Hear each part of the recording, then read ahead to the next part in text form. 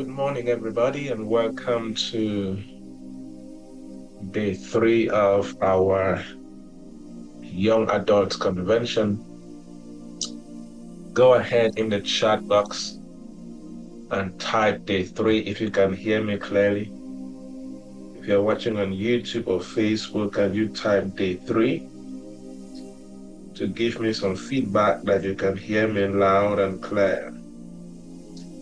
All right, thank you so much. Today will be incredible. We have been having tremendous time so far.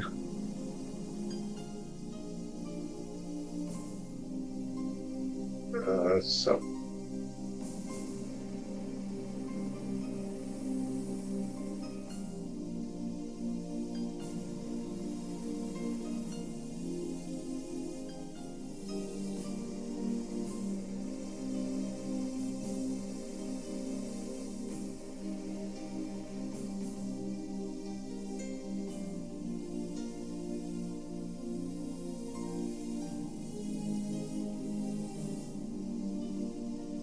for those who have been attending so far, if you have started making some changes in your life as a result of what you have been learning,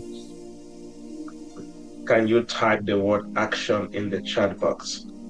Visible changes, practical change of your life, activities, routines, habits. Type the word action in the chat box. Hopefully you are not just hearers, but doers of what you're hearing.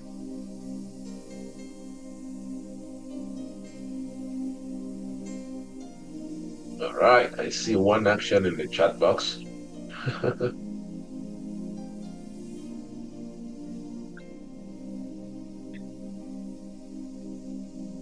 Awesome. All right.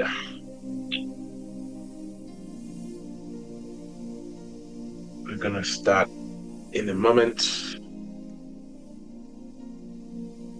Get your notebooks, get your pens, get your notepad, your iPad.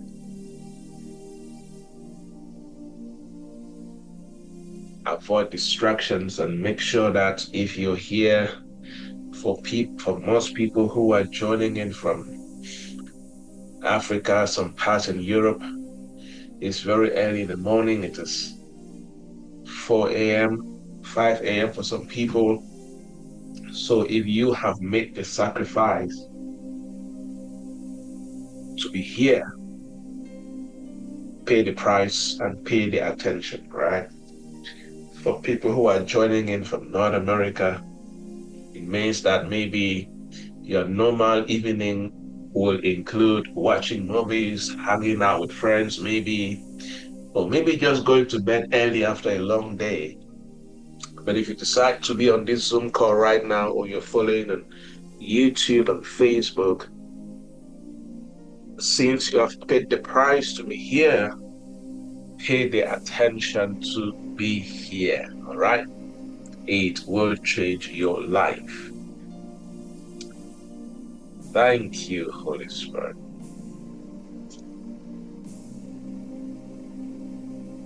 Awesome. If you're watching on YouTube especially and you can hear me loud and clear, can you type day 3 in the chat box or in the comment section? If you're watching on YouTube and my audio is good on your end, can you type day 3 in the chat box or the comment section? All right.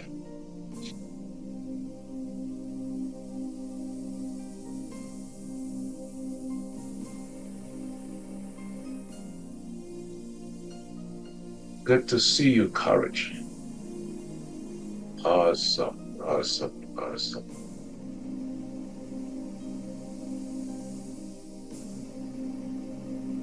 Right, let's get to it. I have a few things I would like to share with us today. And I pray that I will cover, it's as if every point is important. I was thinking of what to remove, what to focus on, because there's just so much to share. So please make good use of this. This takes a lot of sacrifice, a lot of commitment to put this together. And this just means that there is so much belief that I have, so much belief that God has for your future. All right. I always say that when God wants to change your life, one of the first signs is that he will orchestrate a body of knowledge, a body of wisdom to enter your life.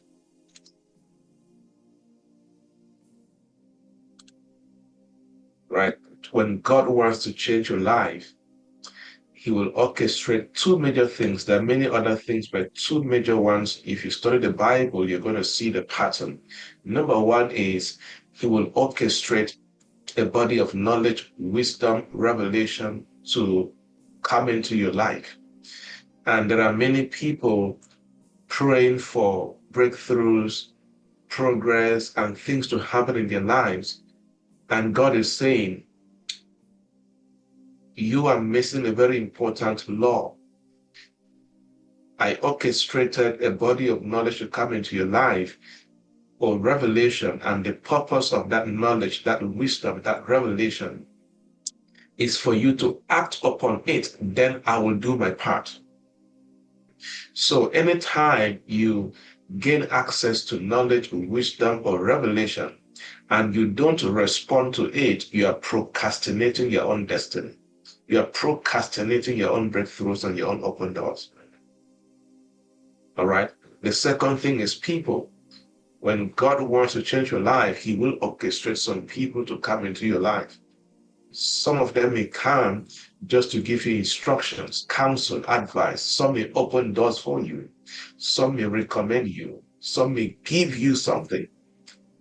Different people are going to play different roles in your life. And if you don't have the wisdom, the character to deal with those people, you can use your own hands and destroy your own next level and your own new season, right? So for many of us, it's not a coincidence that you're taking this program. It is not. God, in his mercy, orchestrated that in this particular season of your life, you gain access to this knowledge. Because he knows that your next breakthrough, the next things that he would like to do in your life or he is set to do in your life, they depend on your ability to build capacity and respond to the knowledge that he brought into your life. Let me say it again. You do yourself a big disservice if you get exposure to knowledge, wisdom, instructions, revelation, and you are rebellious, you are disobedient to what you heard. You literally fight your own breakthrough. You literally block your own breakthrough. All right. So if you have been going through this program for the last couple of days, make sure that you have the right responding attitude to what you have been hearing. Make sure that something is changing in your daily routine, in your habits, in your lifestyle, in what you think about, in what you're working on as projects. Many things should be changing because you are responding to the body of knowledge that God brought into your life. Today, we are going to look at what I'm calling your pre-30 blueprint, 6 areas to master before your 30th birthday. And of course, I'm using these exact dates and numbers because it is the young adult convention, but it doesn't mean that the things I have been teaching do not apply to those who are older, all right? And yesterday, in the last session, we looked at the things that you must conquer. You see, in your life on a daily basis at any age, you are always conquering something and then you're mastering something. Unfortunately, some people, there is nothing they are conquering and there is nothing they are mastering. And that's why many people get to struggle in destiny. On a daily basis, there is something that you're conquering and there is something that you should be mastering. This is what brings you to the fullness of your destiny. It's a very important understanding to have. See, listen to me.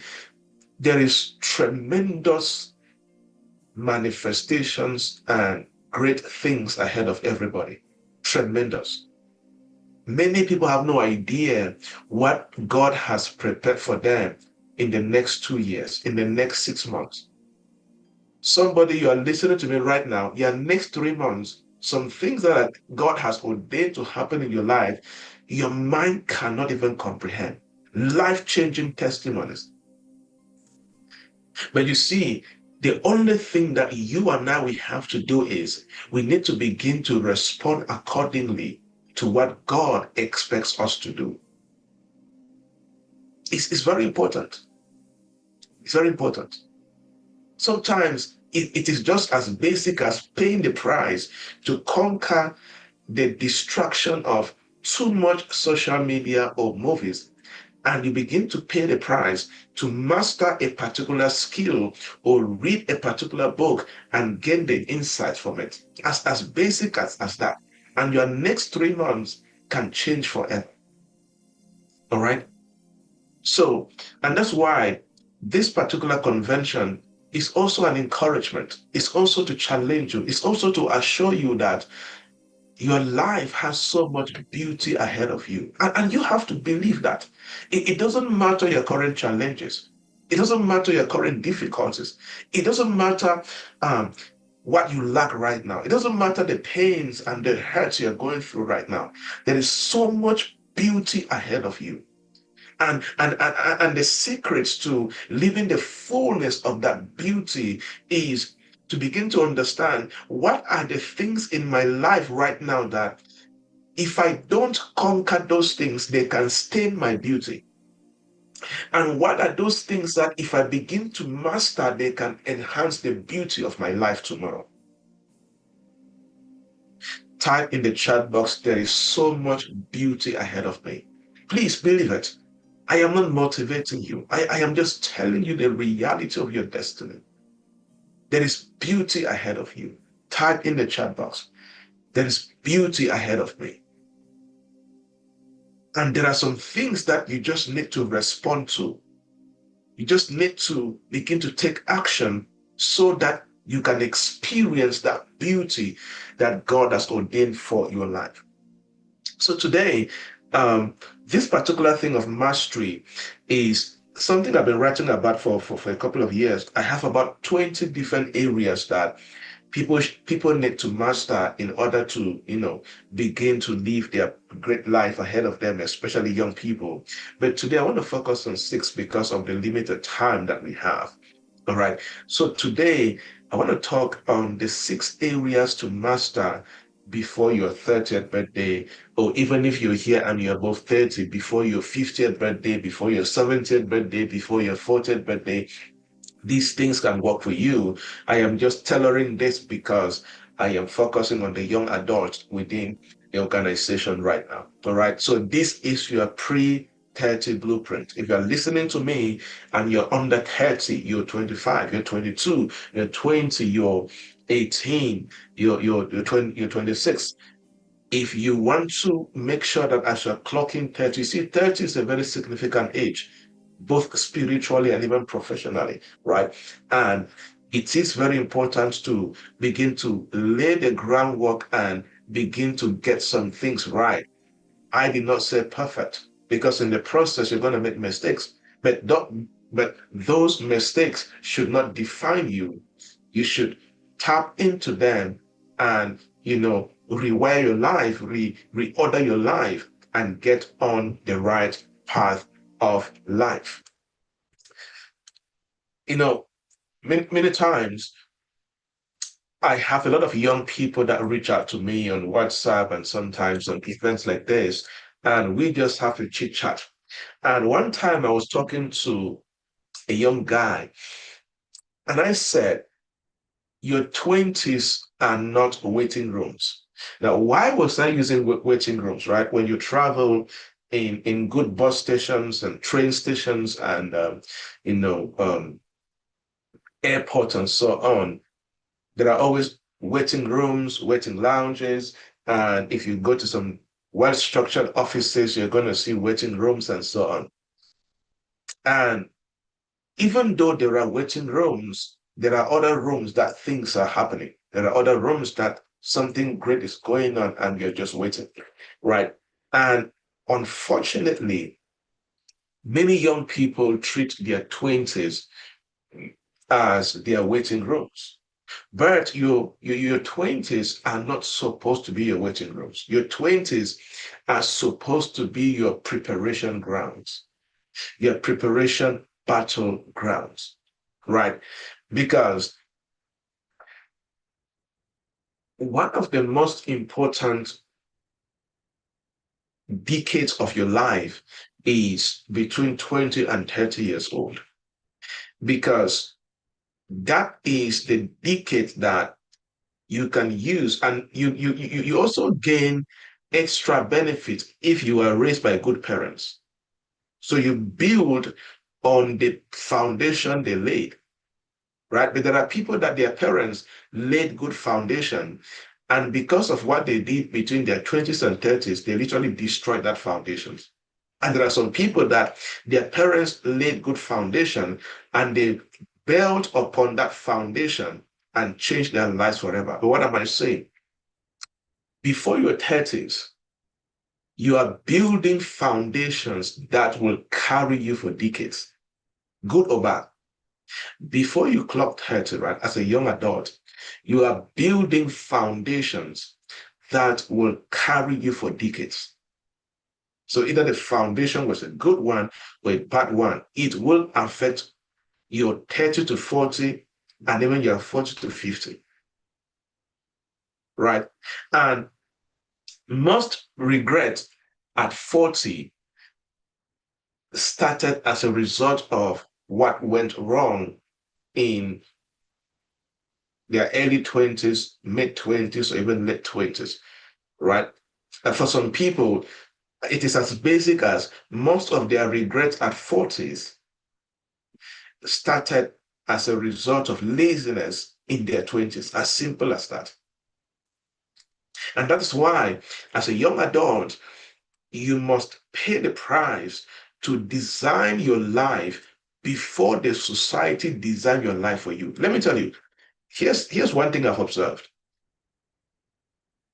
A young adult, if you are not careful, the life you're going to live in your 30s and 40s will be designed by your high school friends, university friends, close friends in the neighborhood. Those are the people that will design your life. If you don't pay the price and begin to design your life before the society around you design your life for you. Like I shared in the previous session, you see, I grew up when I was home. I never drank alcohol. I never smoked, right? I never did many things that, let's say, towards the end of high school, because I left where I was raised and I went to another town in Bamenda, right, to study high school. But at the end of high school, after I graduated, I was surrounded by guys who were drinking alcohol, they were smoking, they were doing womanizing, they were doing clubbing and all of that. And that was my immediate society. And at that time, I did not yet design my life. I was not yet exposed to some things that could have helped me to start designing my own life. So that society began to design me. Luckily enough, I got exposed to some things in the midst of all that nonsense that was happening. So I started redesigning my life in the midst of that chaos. It's a simple reality. It's either you design your life or the immediate society around you will design your life for you. And you have to pay the price. So What are the 6 things that you have to begin to pay the price to master as a young adult before you clock 30? If you're above 30, if these things are missing in your life, start redesigning your life immediately. All right. Number one is you have to conquer, this is the foundation of it all. You have to conquer misidentity and, of course, lack of purpose. All right. You have to conquer that misidentity and lack of purpose. In other words, you have to master your identity and your purpose loop. I will explain what I mean by purpose loop because it's very important. It's something I learned much later on, but it also helped me a lot to understand what God was doing in my life, right? But you have to conquer, you have to master your identity and your purpose loop. LOOP, right? Now, identity is very important. Very, very important. I used to repair computers right after high school. And one of the most important elements of a computer system is what they call the operating system, right?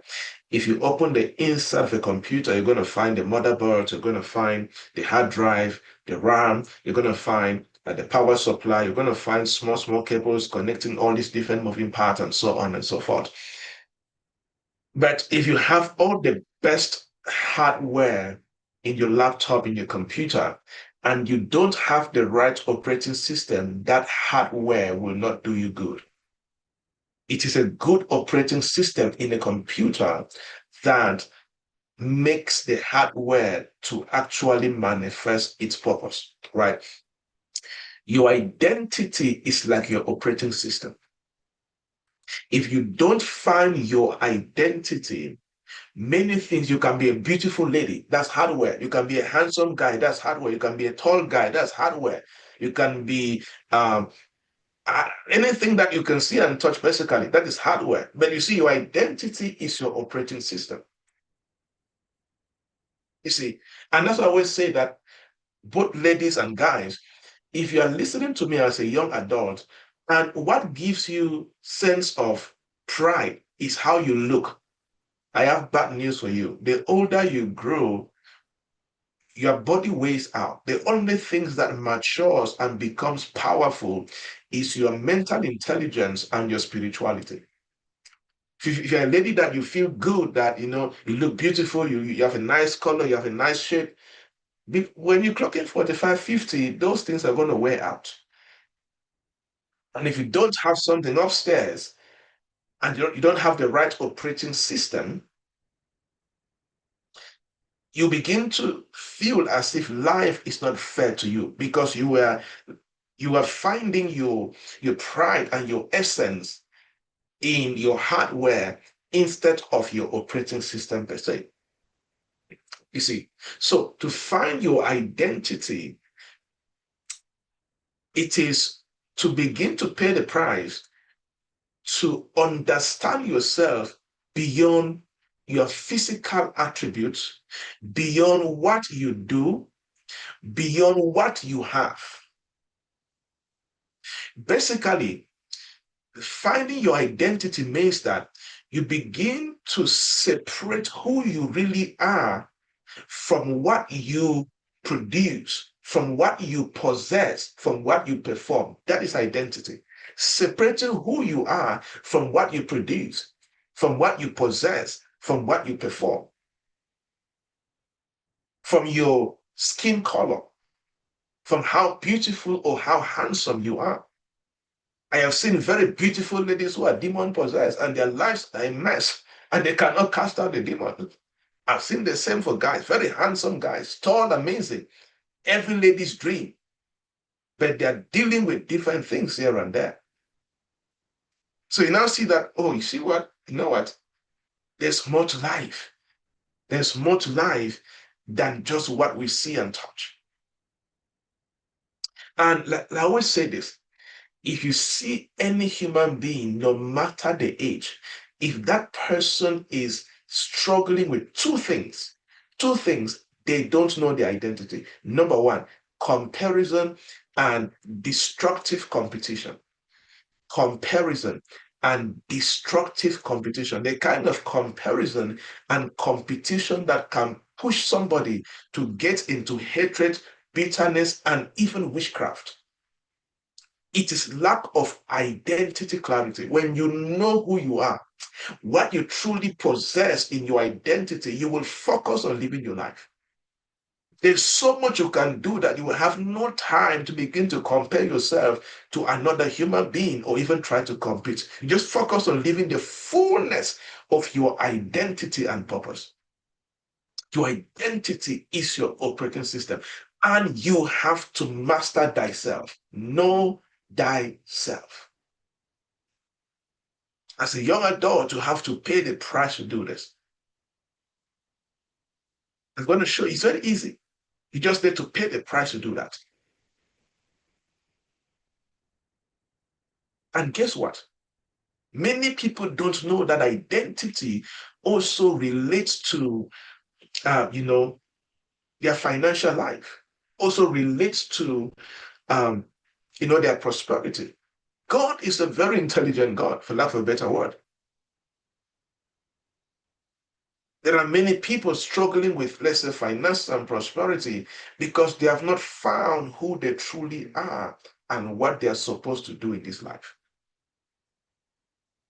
You see, if I talk to many of you right now and I ask you to introduce yourself, you see, many people introduce themselves by their occupation. Nothing wrong with that, right? It's in many cases, that is what you should say to other people. But when it comes to you, don't introduce yourself to yourself by your occupation.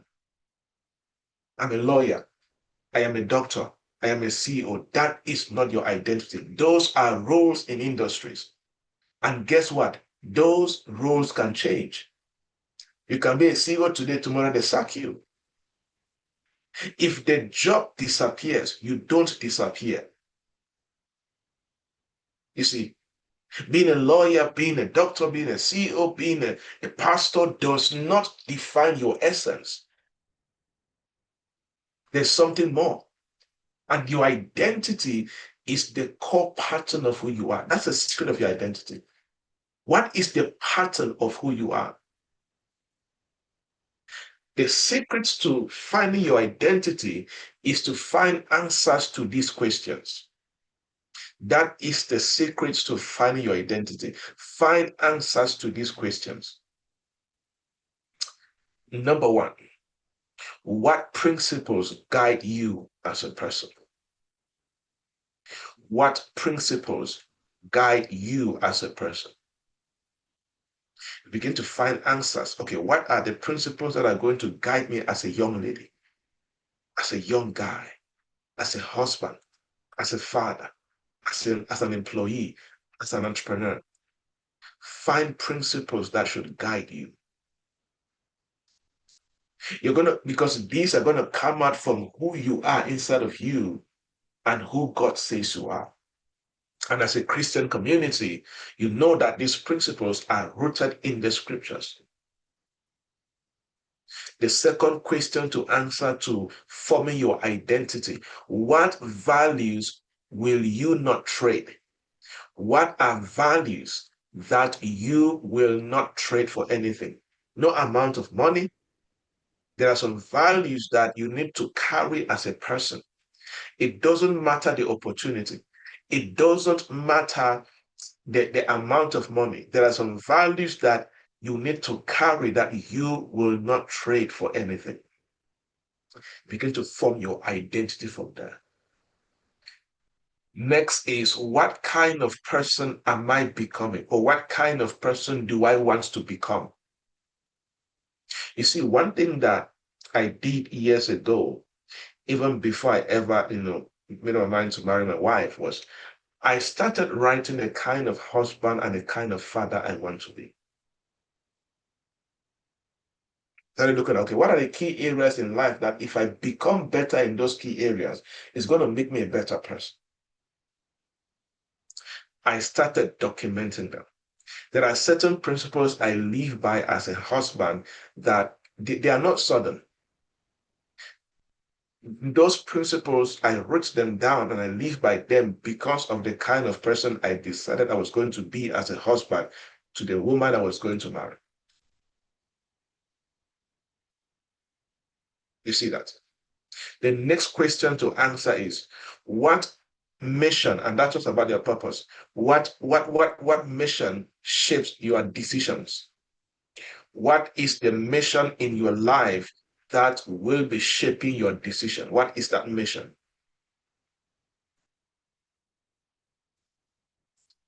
There was sometimes, was I think 2015 or 16, like guys that we grew up together, we used to go out, hang out together. They were inviting me for, to go drink. So there was something was happening, and they said, no, we want to go and celebrate this by. So they went to the regular spot where we usually go and just hang out and drink. And my reply was, due to what I carry on my head as my calling, I can no longer do that. The guy was like, you have come again, right? You see, when you discover purpose, when you have a mission in life, it will shape your decisions at all times. And that forms your identity. If you begin to find answers to these questions and pay the price to live according to what you find, you are forming that internal architecture, which is your identity. So as a young adult, don't be tempted to define yourself by worth. No, by what you have, because you're seeing somebody you admire and you see what they have and you want to have what they have, and that is your identity per se. No, finding your identity beyond what you do means that you become a person whose worth, whose direction, whose confidence in life are not dependent on performance. No, are not dependent on possessions. No, are not dependent on applause and likes and comments you get on Facebook. No, your identity is deeply rooted in values, in convictions, and in purpose.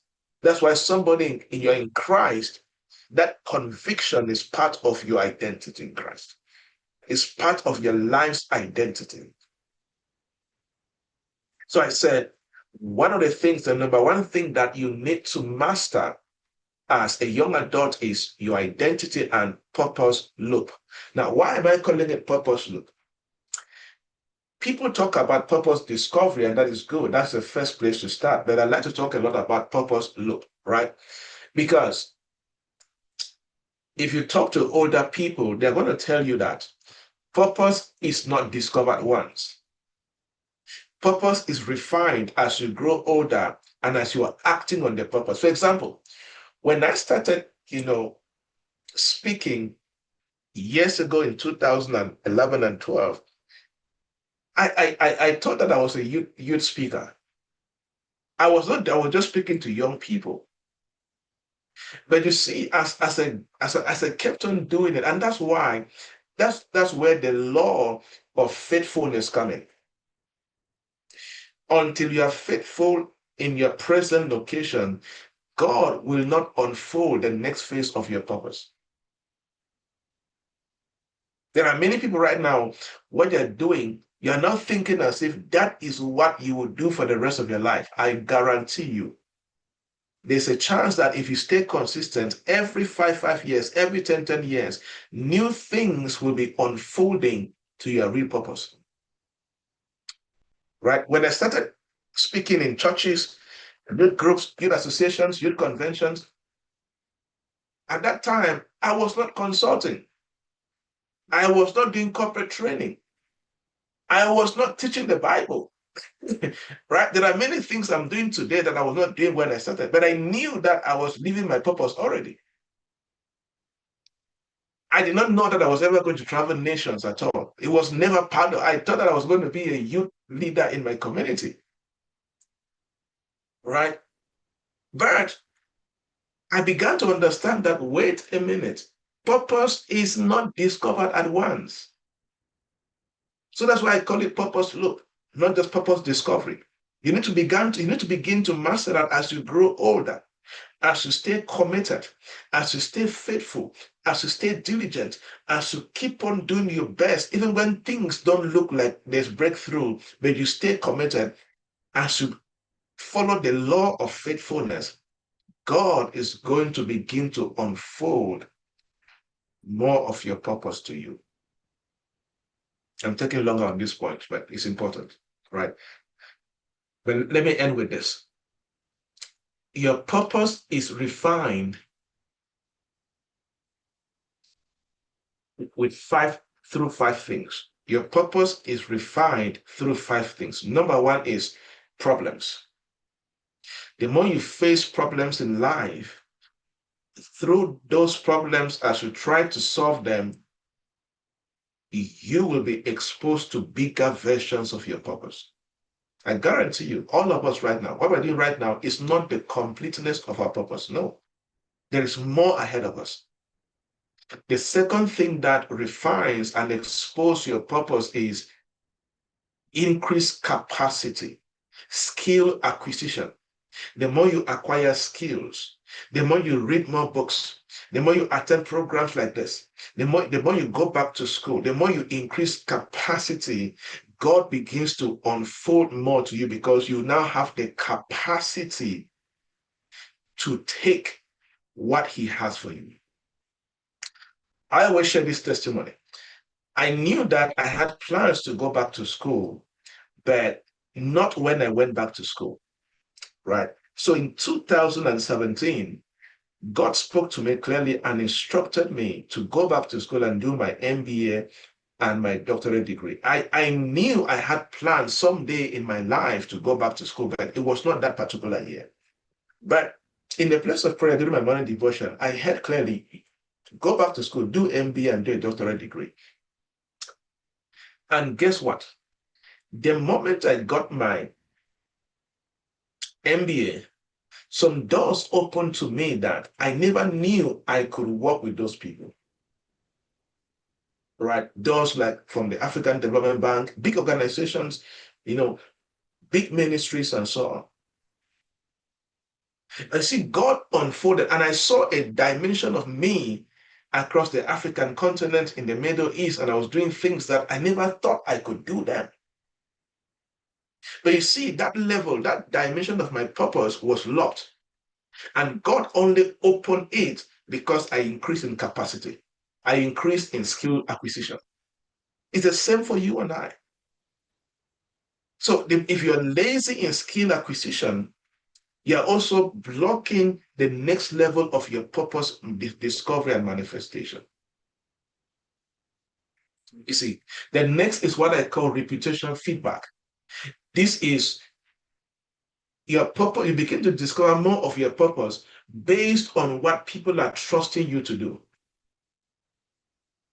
Right? You begin to oh, so I can do this. You are realizing that you can do it, not because you knew you could do it, but because somebody now trusts you and asks you to do this and do that. They're like, oh, I can do that. I didn't know I could do that. You're actually acting on that based on what the person asked, not even based on the fact that you trust yourself. So that reputation feedback, what people are trusting you to do for them, opens your mind. Oh, so I can do that. All right, let me try and see how it goes. And when you do it, it works. You discover that you're good at it. Your purpose is unfolded again. You see that? The next thing that refines your purpose is exposure. Exposure. What does that mean? When you begin to expose yourself to cultures, to different countries, or watching documentaries, even watching movies, or you see what others are doing in your industry, you go to events. For example, my career changed forever the first time I went to Dubai. The first time I went to Dubai, I was going to host an event that I organized for people to come and let me speak to them in Dubai.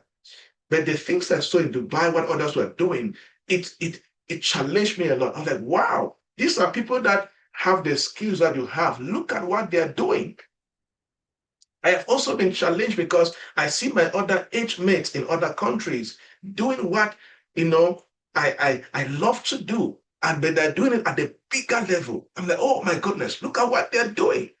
That exposure opens me up to more possibilities that I did not know I could do. I'm just a village guy who grew up in a small town in Cameroon. So if I allow what I grew up seeing, I'm going to limit my capabilities. But when I get exposed to what others are doing, it challenges me. That's why learn to go to places, learn to go to events, learn to just expose yourself. You have no idea what it will do for you. And the fifth thing that enables you to expose your purpose is commitment. You have to pay the price to stay long enough in that path of life. People that give up too soon, this is my personal opinion. If you are doing something and you feel like giving up and you have not clocked at least 7 years of consistency, you don't have the right to give up. I have read businesses, I've read stories, and that is my conclusion. People that experience breakthroughs, go and check. You're going to see that they stayed committed for at least 7 years plus. You start something 6 months, 12 months, 2 years, it's not working, you want to give up. Are you okay? Come on. Go and read stories. Read. If you're somebody who read biography, I like to read where people are coming from. I like to read company history, founders' history. And I notice this pattern. You're a young guy, you're a young adult, you have not clocked 30. You have done something just for 6 months, it's not working. You're like, you know what? I want to give up. Are you okay? You need to respect the law of long-term commitment. Stay on it long enough. And to me, I always recommend minimum 7 years. When somebody comes to me and they want to give up on something, one of the first things I ask them is, how long have you been doing this? When they tell me less than 7 years, I will tell them, I guarantee you, you have not discovered the blessing of what you're doing. You have not. I guarantee you, there were many times I wanted to give up. My best stories and testimonies came after 2016. Between 2010 and 16, nobody knew me. I was in Kubu, basically. Nobody knew me. I was non-existent. I was speaking in, I can show you pictures, churches, villages. I went to villages where a car cannot go there. Just to go speak to young people in a Baptist church, in a Presbyterian church, in a Catholic event. You see, and the more you stay, there are many things I discovered along the way that I didn't know I could do. You see, I've spent so much time just on point one, but did it bless somebody? Did identity and purpose look, did it bless you? These are things that as a young adult, you must know. Even older people right now, they're hearing this for the first time. And these are things that if you master them and begin to run with them, oh my goodness, your next few years will be major testimonies on what you're building. All right, let me go to point number 2. I will try not to overstay in each point because we have just 1 hour, 30 minutes together. And more than half is gone. All right. So the second thing to master, remember, I am teaching on the topic, your pre-30 blueprint, 6 areas to master before your 30th birthday. I'm telling you, I wish somebody before I am in my early 30s, right? So when I was in between my 20th and my 30th, I was figuring all of this out on my own, reading books massively. I wish somebody just packaged all of these things and just communicated to me like that. I think I'll be better than what I am today, right? That's why they always say that's why mentorship is good, because a mentor can take 10 years experience and counsel you in 1 hour, and you do step by step and achieve results in 1 year what your mentor took 10 years to achieve Why? Because you are not beating around the bush. You are not figuring out on your own. You are executing a validated blueprint. Will you make your own mistakes? Of course. But your mistakes are going to be less costly and less time consuming. And that is a blessing for your destiny. All right. Number two, what is the second area? I strongly recommend that as a young adult, you need to begin to pay the price to master before your 30th birthday.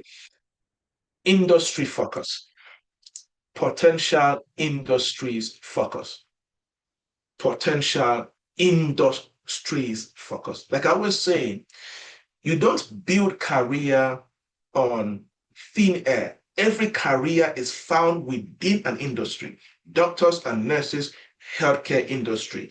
Teachers and school owners, education industry. Pastors and ministers, religion, and all of that.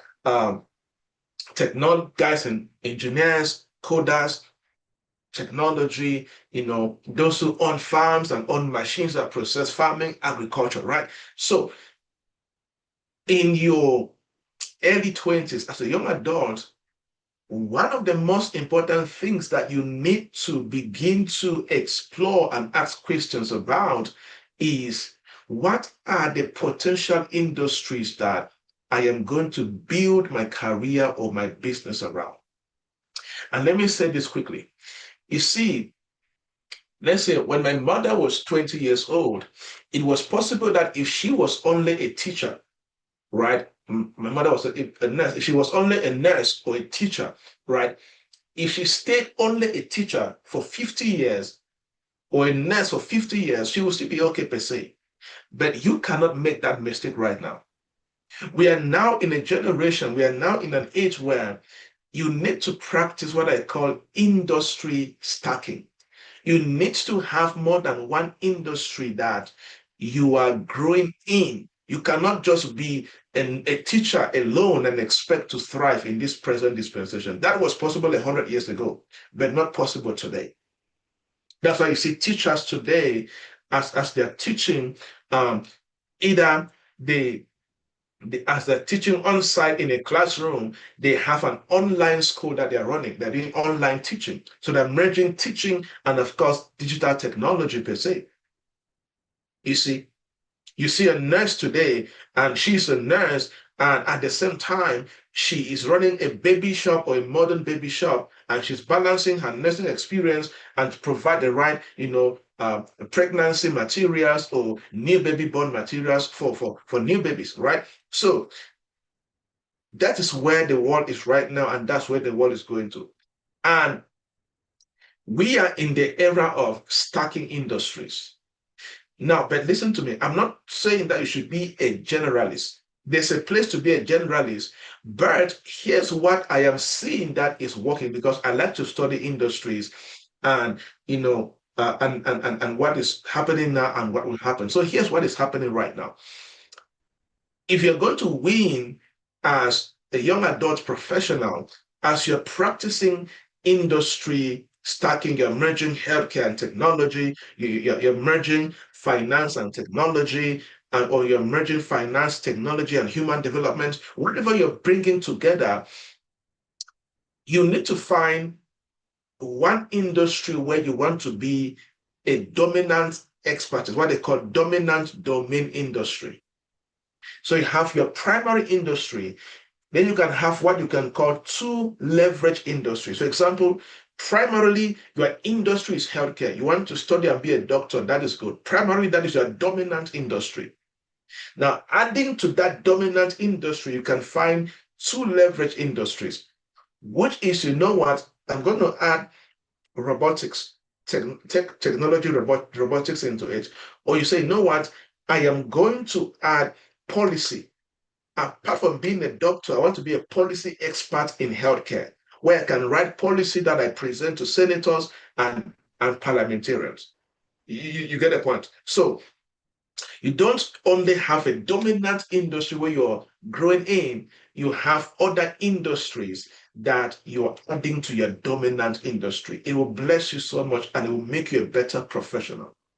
All right. So your dominant industry is you identified this is where I want to be a top tier. And let me say this, in your early 20s, you can have passion for something different. In your late 20s, you will begin to notice that, wait, my dominant industry is not healthcare. My dominant industry is technology. You can switch the two. I have friends like that, right? In the university, they thought that, you know what, my dominant industry was accounting.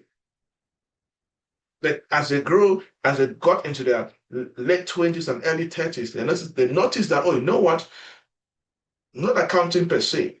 I want to be an entrepreneur.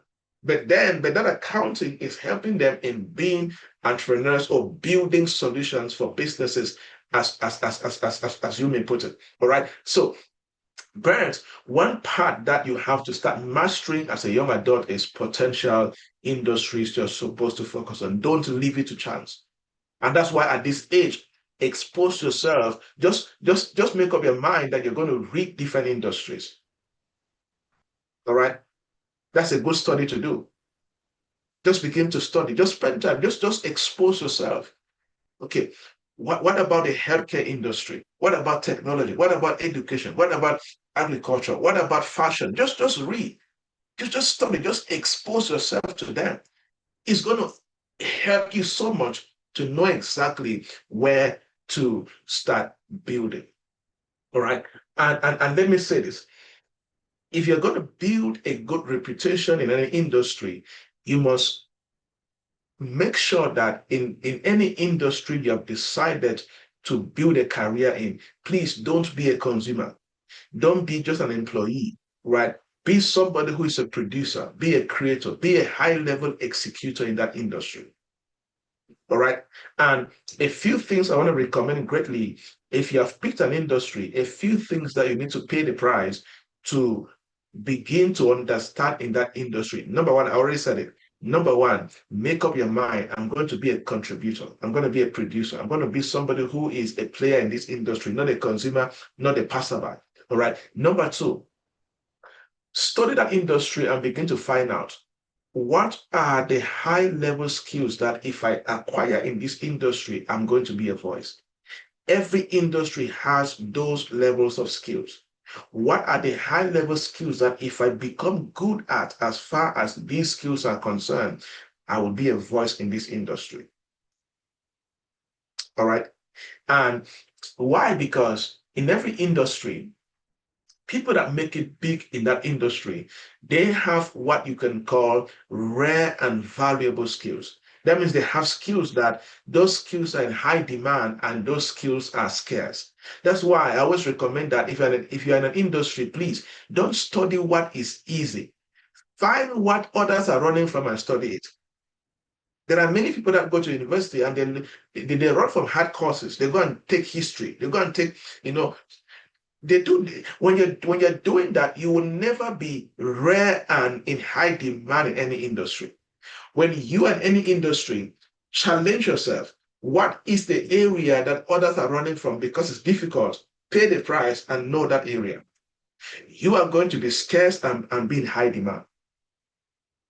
And that is what will enable you to convert,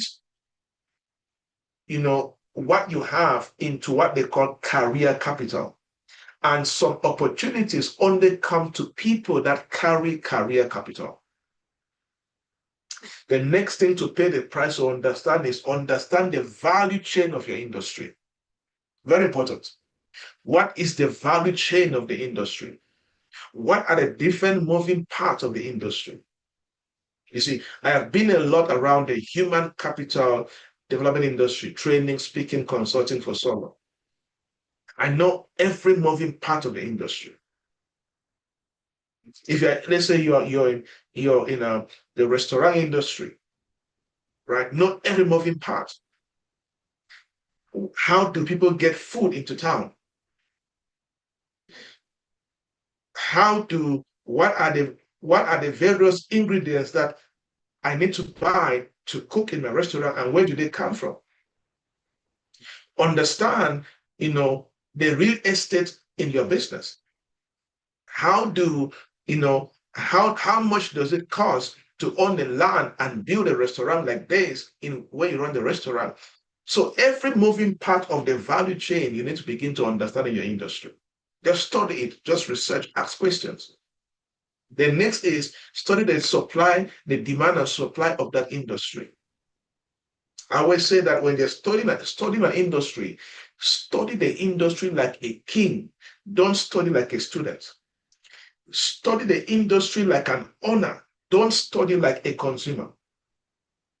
If you're in an industry, you need to know who controls demand, who controls supply, which institution is regulating what in this industry. You are studying it like a king, like an owner, not a consumer, not a student. It's going to help you. All right. So, master potential industries focus. It's going to help you a lot as a young adult. If this is blessing you, can you type number 3 in the chat box? Are you being blessed? This is a teaching you cannot sit on once, because I'm going to say many things that you need to sit on again and try to understand.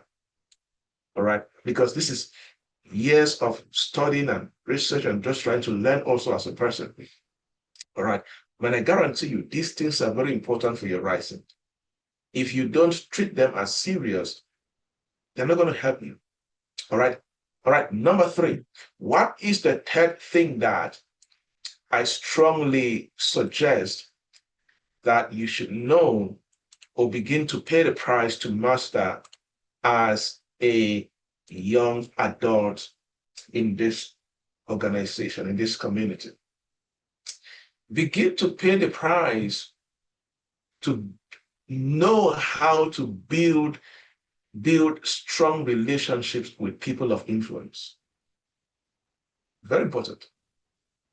Begin to master how to build strong relationships with people of influence. Let me tell you, many of us were raised in backgrounds and families that they train us to run away from people that are doing well in life, from wealthy, rich people, politicians, influential people. It is bad advice and a bad stronghold. It will hinder your destiny in ways you cannot imagine.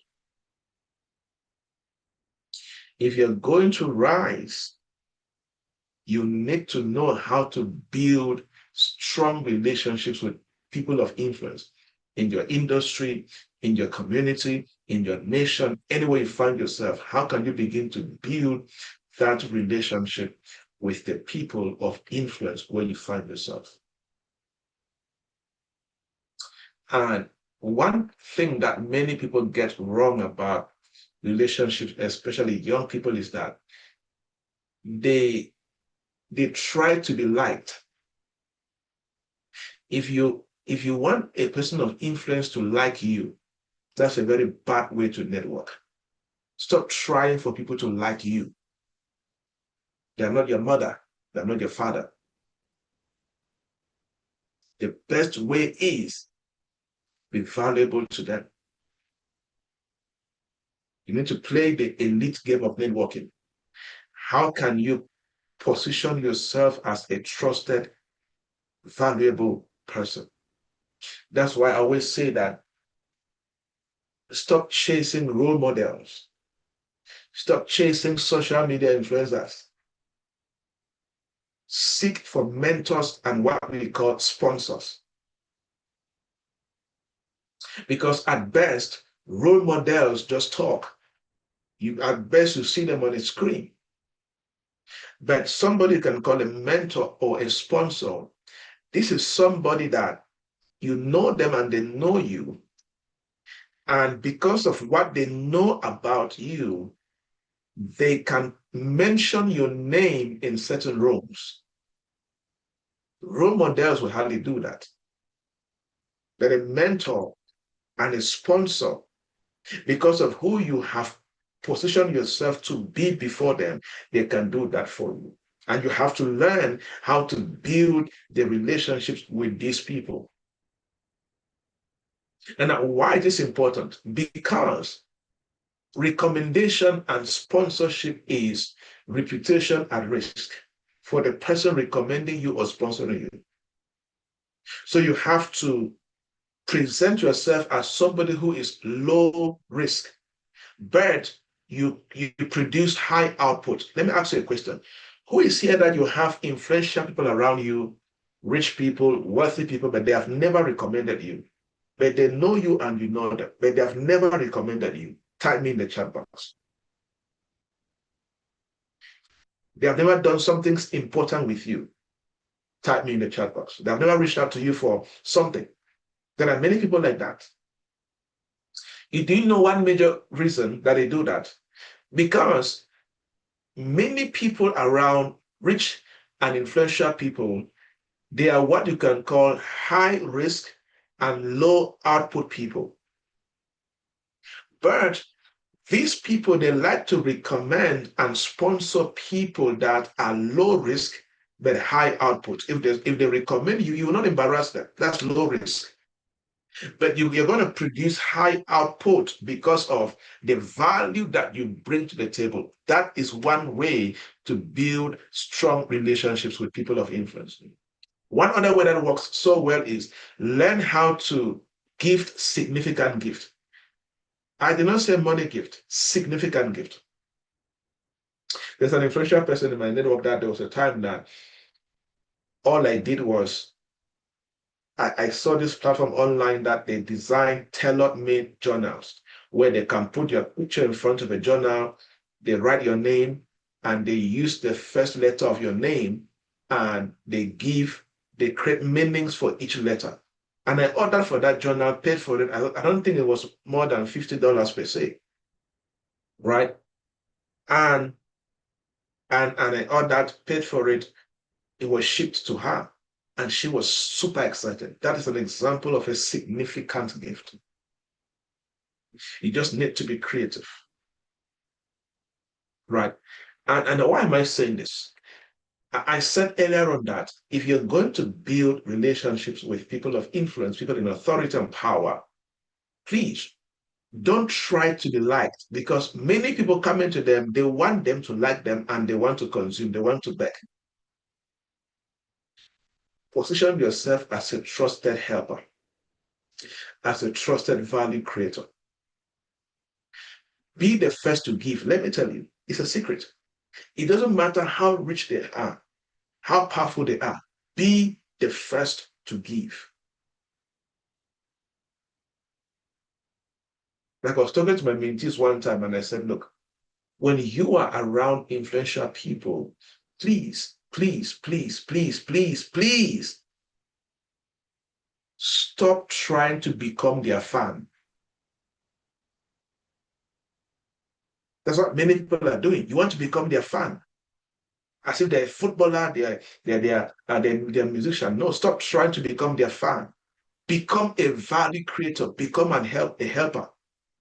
Why? Because if you study how wealthy and influential people think, they respond to people that reduce their load. They respond to people that can enhance the opportunities that come into their lives.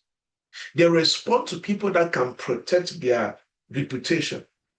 They respond to people that give value in one way or the other.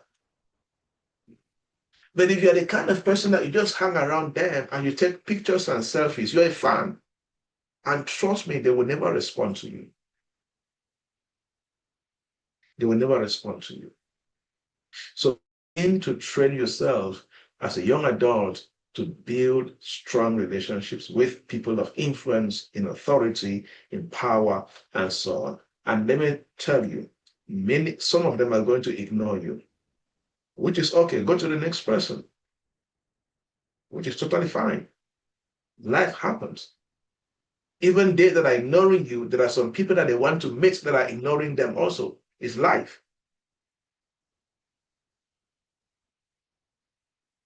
There is somebody listening to me right now. You're in a place where your way out of that place is for you to build the right relationship with somebody that is influential.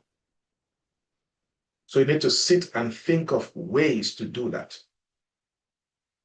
And talking about relationships, let me say this before I transition to the next 2.4, is that please, if you're going to go find life, practice what I call the 3P of building relationships. Number one is peers. Peers, right? Build relationships with people at your level. Peers. Number two, proteges, right? Proteges. That means begin to build relationships with people that are coming below you, people that want to be like you, per se. Everybody's like that. Doesn't matter at what level you are. And the best way to do this is develop them, invest in them.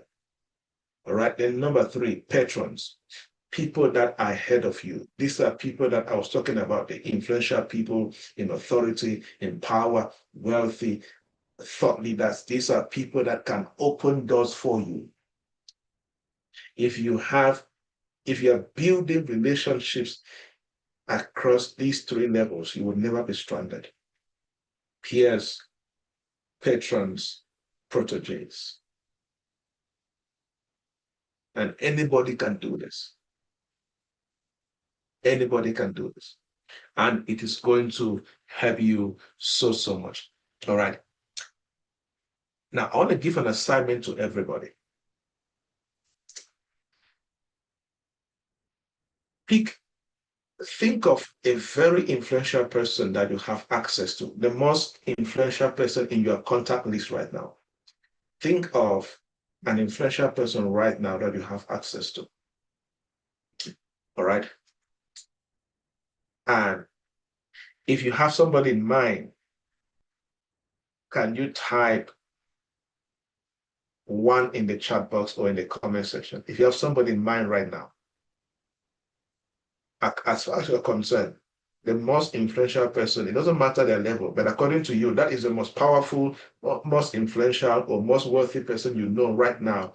You have their contact, they have your contact, they know you and you know them. Type one in the chat box.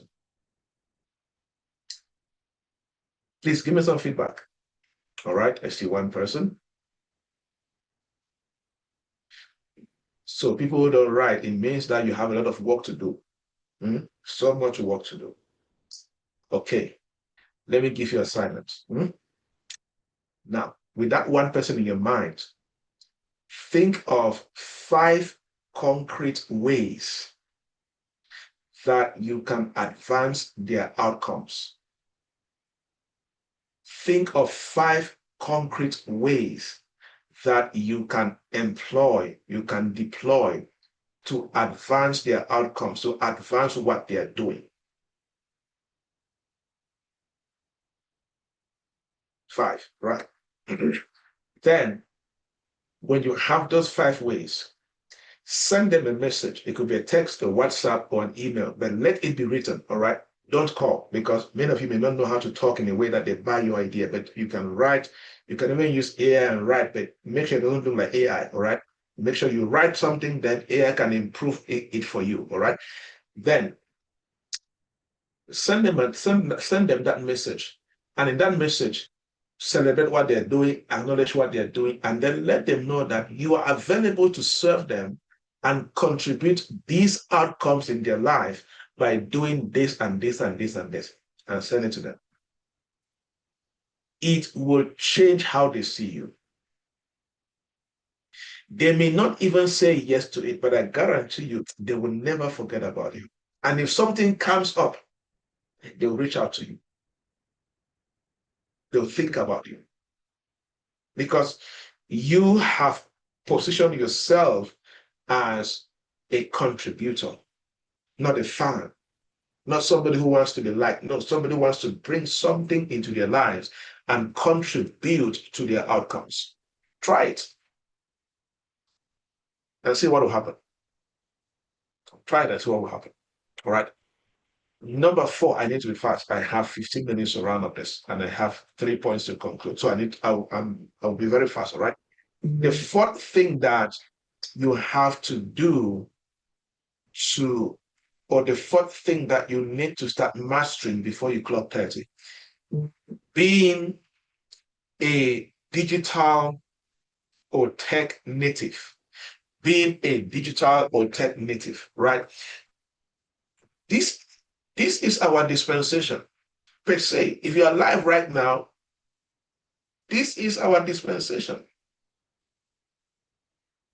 All right. And if you are still, it doesn't matter your age, if you are still treating technology and the digital space as a nice to have, as something aside that is just there, you are behind news. I like to use this statement that people don't know where it came from. How many of you know Sam Loco? I think the movie was Police Recruit. I used to love his movies a lot, right? When I watch Nigerian movies, I watch only comedy movies. So Sam Loco was telling somebody something, and the person did not know what Sam Loco was saying. And Sam Loco responded by saying, "You are behind news." This was like high school. So since then, I have always loved to use that particular saying, right? So if he's of late now, but he was such a great actor. So what am I saying? If you're listening to me and if technology and the digital space is not an integral part of anything you are doing in terms of career, purpose, mission, projects, nonprofit, I don't care what you're doing. If technology is not the center, the bottom, the center, the top, the side of it, you are behind news. And there are two major people right now. There are people who consume technology only, and there are people that produce technology. And people produce technology, I classify them under two: those who actually create the technology and those who use the technology to produce things. Many people are still consumers. For example, we're using Zoom right now, right? And I did not create Zoom, but I'm using Zoom to produce something for you. Many people just consume Zoom per se, right? So we're in an age where knowing about apps is not cool. I know this app, I know this app, I know this app. And so what? What are you doing with the app? What are you creating with the app? Do you know how to use the various platforms to create something? Or can you even create your own platform if you're a tech guy? You see, so you must learn how to begin to use technology around you to create or to produce, to automate work. What are those repetitive tasks around you that you can automate with technology? Think about it. How can you become AI literate and use AI to do more in your career, in your business, and what you're doing? How can you interpret data with different platforms? How can you use the various platforms and create content at scale? How can you do that? You see, it's very important. And one of the most important things that the most laziest person should be doing right now is to be building their digital footprint. Digital footprint. You need to build that, right? This talking about what others can find about you on the internet. If I type your name now on Google, on LinkedIn, on Facebook, on Instagram, what will I see? Listen to me carefully. We are in a dispensation where your current online presence should be your proof of work. Proof of work, proof of thinking, and proof of integrity. Your current online presence should be your proof of work, your proof of thinking. When somebody reads or listens to you or see what you post online, they can anticipate how you think. And then proof of trustworthiness or integrity. People can read and listen to what you share online. They can guess, they can anticipate, they can discern if you are a trustworthy person. Many of you are here right now. You need to spend a lot of time just watching videos about different technologies in your industry. Go on YouTube. If you're an accountant, go and type, what are the top technologies, platforms, softwares used by accountants globally?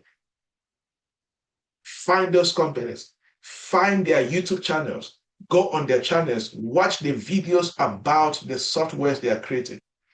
If you're in healthcare, you're in teaching, whatever you are in, you need to do that. Expose yourself and begin to understand, all right, with this platform, how can I create? How can I produce? How can I contribute? How can I do this? How can I do that? How can I integrate this into my current work and make it better?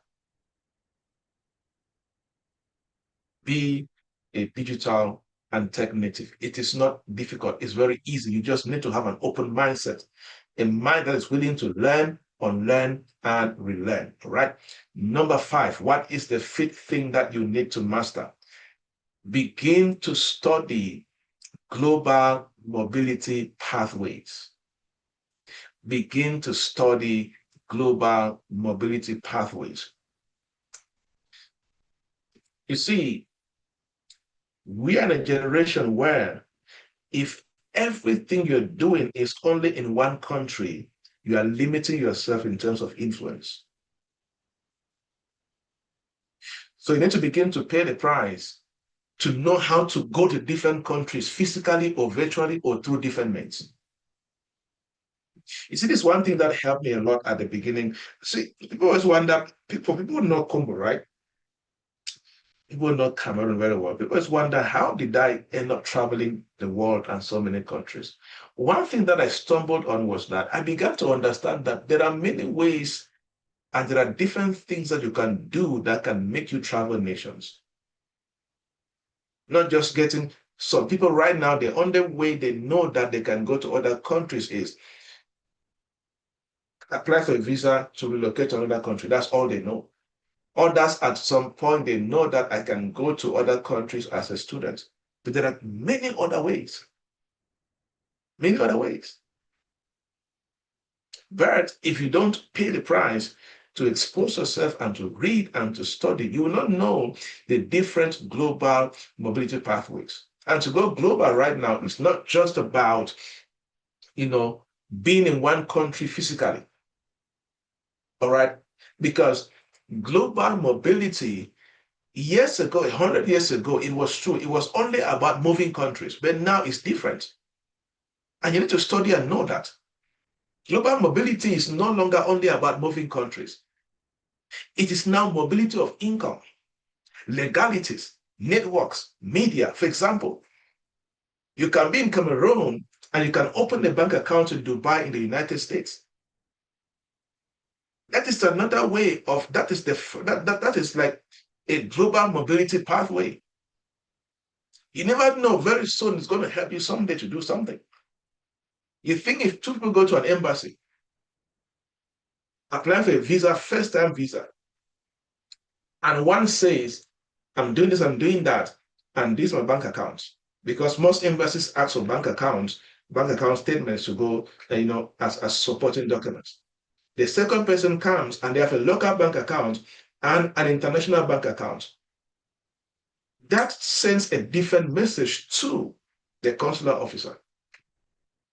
Under legality is, people don't know that, let's say entrepreneurs, you can register a business in the United States and you've never been there.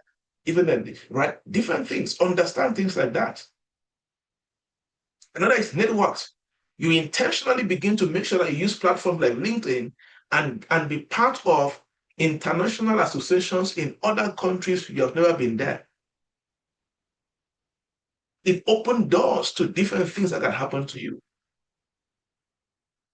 So as a young adult, you need to begin to understand, explore the different global mobility pathways that you can do. You see? And let me tell you something. These diverse methods of mobility, they're a portfolio. They're leverage. You can leverage it and do many things in life. You see that? So begin to think about income mobility. Begin to think about, how can I get a high skill and get a remote job in Canada, in the UK, in the United States while I'm in Cameroon?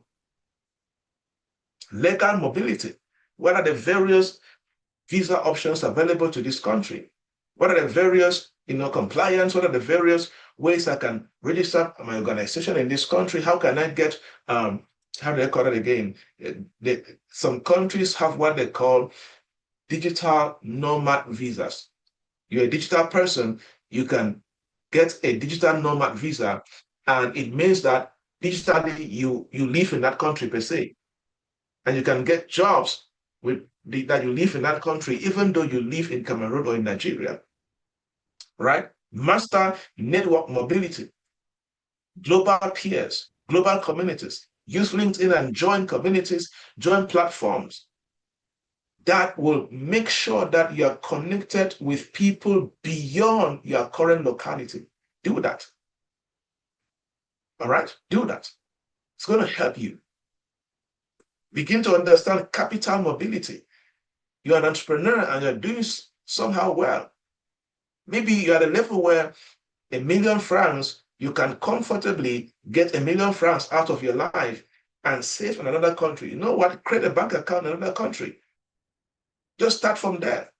That's capital mobility. Get proper advice. You can buy stock in another country. It's possible. You just need to learn these things.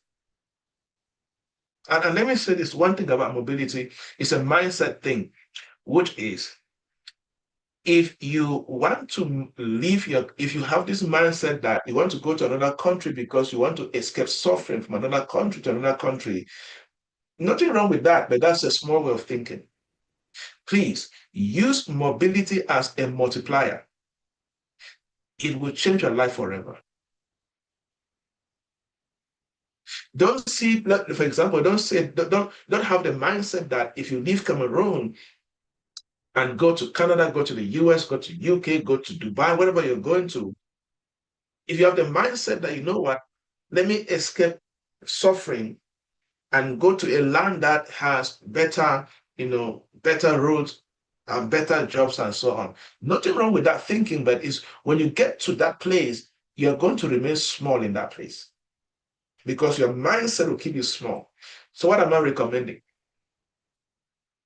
See mobility as a multiplier of who you are and what you do. It's going to change your life, I'm telling you. So you want to make a move and leave Nigeria to the UK, can you begin to see it as access to market? Or see it as, all right, this is what I do. So UK is going to be a favorable ecosystem for me. So you're seeing it as access to favorable ecosystem. You're seeing it as access to talent or access to capital or access to building faster, because you now see that due to the ecosystem in Cameroon and Nigeria, it's going to take you 30 years to build what you have in mind. But if you go to the United States, it's going to take you 5 years because of the laws and the policies. If you are moving because of this multiplier effect, when you go to those countries, you're going to make the best out of it. And the country will not swallow you. You will leverage the country and multiply your destiny and what you're doing. All right, lastly, number 6. We're going to pass time about 5 extra minutes. All right, give me some time. All right. Number 6, what is the seed area that you need to start mastering if you're going to, you need to start mastering before you're 30 years old, right? Personal branding and reputation. I keep saying that we are in the attention economy. We are in the perception economy. We are in the economy where how people see you is important, especially online. All right. And let me say this, many people get personal branding and reputation wrong. Many people think that personal branding is aesthetics and content. It's part of it, but it's not personal branding per se. It's not about posting nice pictures on social media. Some people confuse reputation with popularity. Not it again, right? So, in simple terms, what is personal branding and reputation? Personal branding is controlled narrative. They say you're trying to control the narrative about yourself, your career, and your business publicly. So there are things that you're doing to control that narrative. Reputation basically is the power structure around you. It now affects the way people see you. Basically, reputation is the memory of your behavior. That's reputation per se, right? And in terms of branding, branding is the signal that you intentionally broadcast. That's branding. Why? Because you are controlling the narrative. So, for example, somebody, there's a way you decide that when you post, when you write, that's why you see some people, they like to wear particular colors of dresses. There's a particular signal that they're trying to intentionally broadcast to other people. All right. And these are things that you need to pay the price to master how to build your personal brand and your reputation.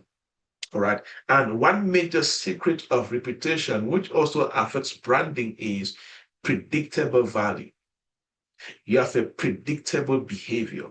It builds your reputation. For example, when your name is mentioned, what do people expect will happen? When your name is mentioned, what do people expect will happen? That is reputation. And guess what? That expectation that people constantly have about you determines your level of influence. So the better the expectation, the better the influence. You see that? And on the other hand, branding is you deciding what you want to be known for before the world decides for you. That's what branding helps you to do. Branding helps you to decide what you want to be known for before the world decides for you. So you begin to craft stories, activities, posts, events, I don't know. But the purpose of that is you want to create a particular narrative, and there's a particular way you want people to know you and see you for. And we are in a generation, we are in a dispensation that if you don't begin to shift the narrative, beginning with social media will randomize you. They will just put you in the category like every other person. So the only way to stand out is to shape a new narrative. If not, the society will commonize you. Social media will commonize you. You see? And that's why you need to begin to pay the price to do that. Now, 4 pillars that will contribute a lot to your reputation and your branding as a young adult if you begin to apply this on today, and then I'm done. Number 1 is competence. Competence. Without competence, branding and reputation is delusion.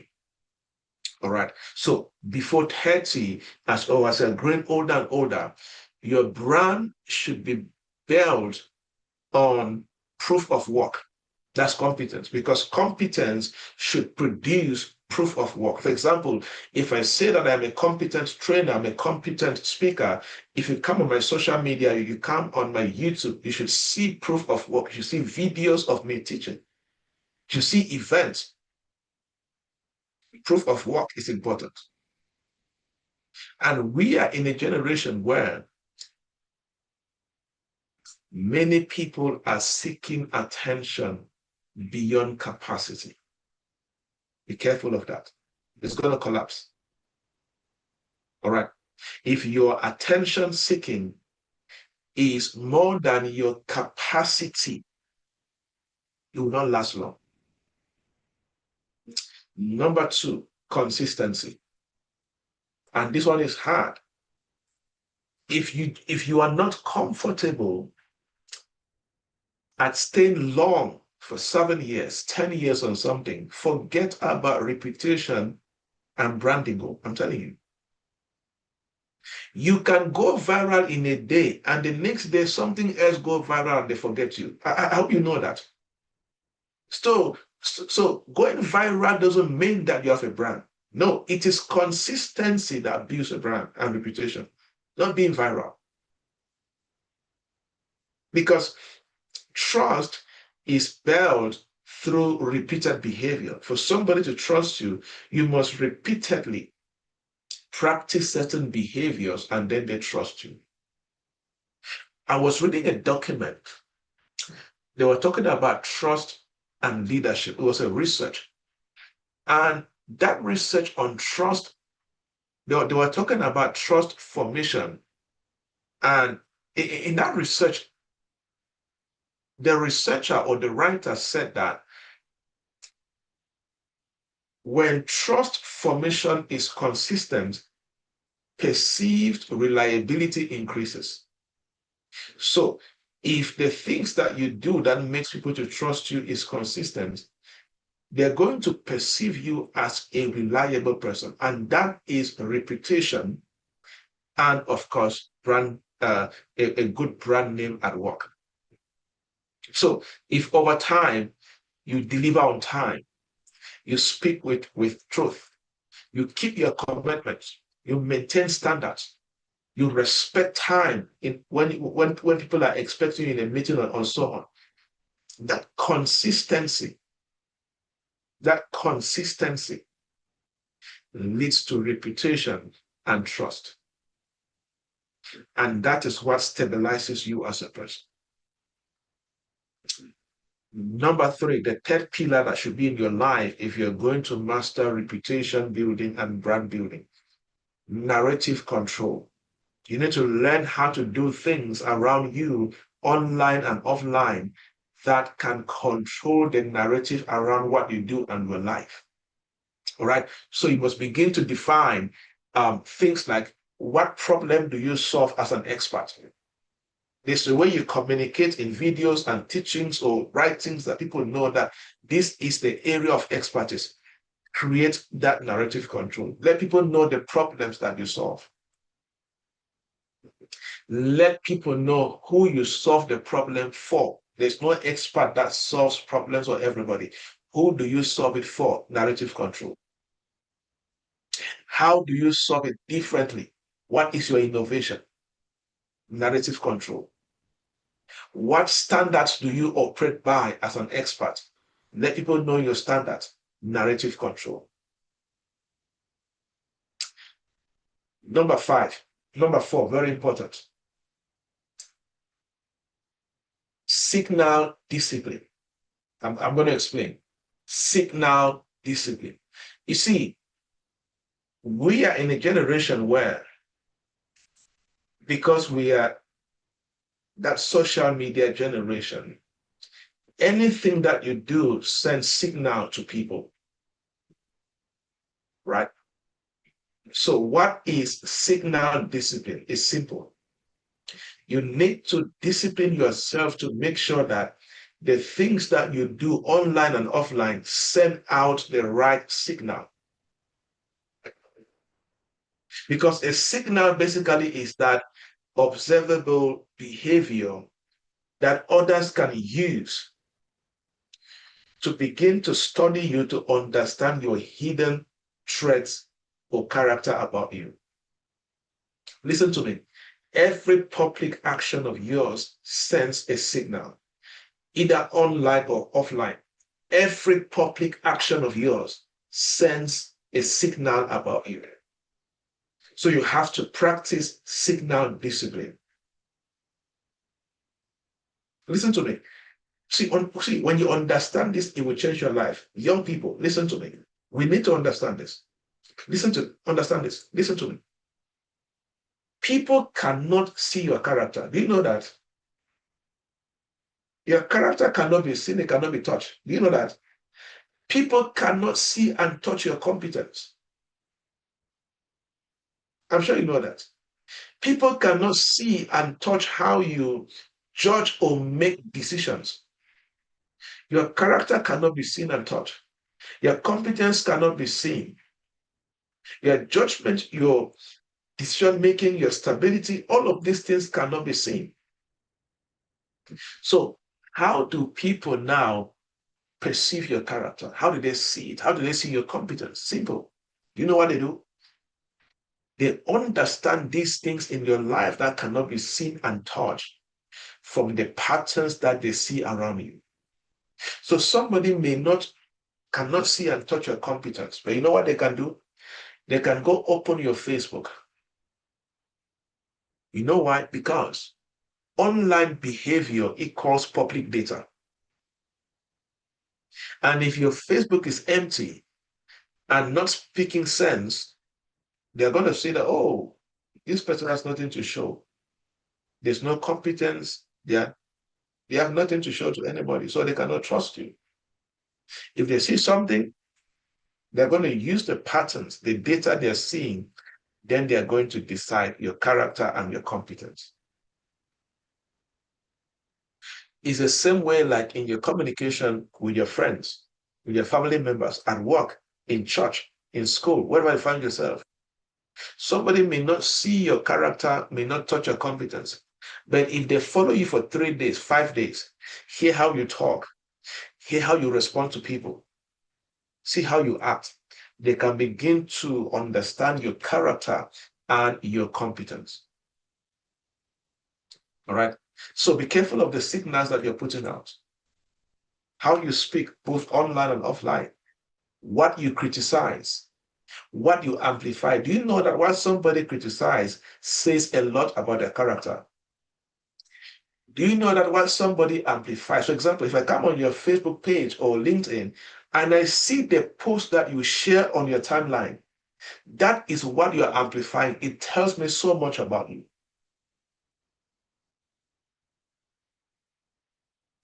Who you associate with is signal. Your closest friends, where you go to, is signal. How you respond when somebody speaks to you in good terms or in bad terms is signal. So if you're going to build reputation and branding as a young adult, please practice signal discipline. As a social media generation, before posting, can you just ask yourself, if a future investor sees this, if my future employer sees this, if a girl I want to ask out see this, if a boy that is asking me out, if he decides to check me out, if they see this in 2 years, in 5 years, in 10 months, will it strengthen my brand and my reputation, or will it weaken my brand and my reputation? Can you begin to ask yourself that?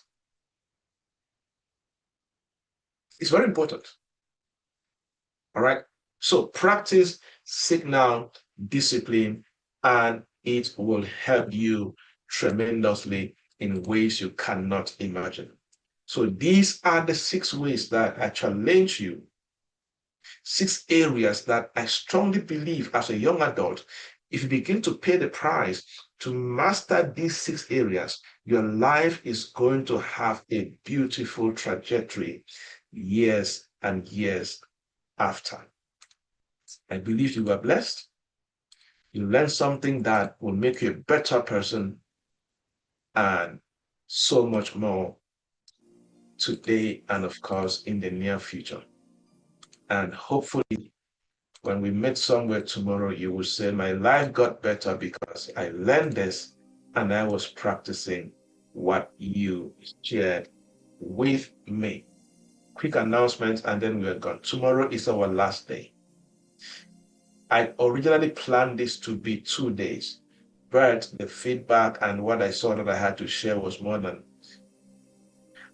I had 2 days teaching, but I felt that if I don't share some other things, I will not do justice to this particular program. All right. So tomorrow is our last day, and your life will never remain the same. Please practice these things, and they will help you. As I said, I would like to answer some questions tomorrow. All right.